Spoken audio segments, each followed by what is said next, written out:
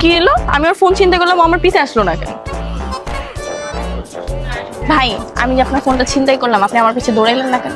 দেখেন, মেয়েদের পিছন পিছন দৌড়ানোর অভ্যাস আমার নাই। আমি মেয়েদের পিছনে ঘুরি না।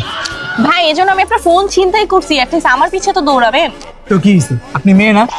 আমি তো বললামই যে মেয়েদের পিছনে আমি ঘুরি না। আপনি আমার ফোন নিয়েছেন, যান। এজন্য নিজের ফোন নিবেন না? ফোন না, নিব না। দেখেন, মেয়েদের পিছনে দৌড়ানোর অভ্যাস আমার ছোট দিকে নেই, এরকম শিক্ষা দিকে আমার না। আমি ভালো মেয়েদের পিছিয়ে ঘুরি না, আপনার পিছিয়ে কেন ঘুরবো?